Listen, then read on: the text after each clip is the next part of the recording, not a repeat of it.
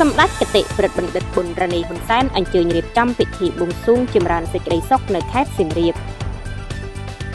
សម្ដេចគតិប្រិទ្ធបណ្ឌិតប៊ុនរ៉ានីហ៊ុនសែនសម្ដេចគតិសង្ឃហបណ្ឌិតម៉ែនសំអនលោកជំទាវបណ្ឌិតពេជ្រច័ន្ទមនីហ៊ុនម៉ាណែតអញ្ជើញចូលរួមពិធីបួងសួងចម្រើនសេចក្តីសុខនាព្រឹកថ្ងៃទី15ខែកញ្ញាឆ្នាំ2025ស្ថិតនៅខេត្តសៀមរាបចំនួន3ទីតាំងក្នុងបុព្វហេតុសូមប្រព្រំព្រះរាជាណាចក្រកម្ពុជាឲ្យមានសុខសន្តិភាពជាតិសុខសាន្តត្រាណរីកចម្រើននិងអភិវឌ្ឍជាលំដាប់ជាឆ្ងាយពីសត្រូវឈ្លានពានយាយីទាំងឡាយពិធីបួងសួងចម្រើនសេចក្តីសុខត្រូវបានប្រារព្ធធ្វើនៅ 1. ទីសក្ការៈព្រះអង្គជេកព្រះអង្គចោម 2. តំបន់អភិរក្សអង្គរ 3. ប្រាសាទអង្គរតូចក្នុងគោលបំណងបួងសួងដល់គុណបុណ្យព្រះរតនត្រ័យបារមីព្រះអង្គជេកព្រះអង្គចោមបារមីគ្រប់ព្រះអង្គនៅក្នុងទីឋានអភិរក្សអង្គរដួងវិញ្ញាណក្ខន្ធព្រះមហាវីរក្សត្រ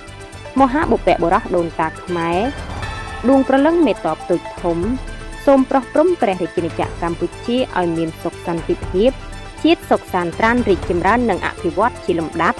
ជាឆ្ងាយពីសត្រូវឈ្លានពានយាយីទាំងឡាយជាពិសេសគឺសូមតាមថែរក្សាពុកម៉ែអ៊ំពូមីងបងប្អូនប្រជាជនកម្ពុជាគ្រប់រូបរួមទាំងវីរៈកងទ័ពទាំងអស់មានសុខភាពល្អបរិបូរណ៍មានសុខសុវត្ថិភាពរស់នៅប្រកបរបរទទួលទានមានបាននិងសូមជួបតែពុទ្ធពរទាំង4ប្រការគឺអាយុវណ្ណៈសុខៈពលៈកុំបី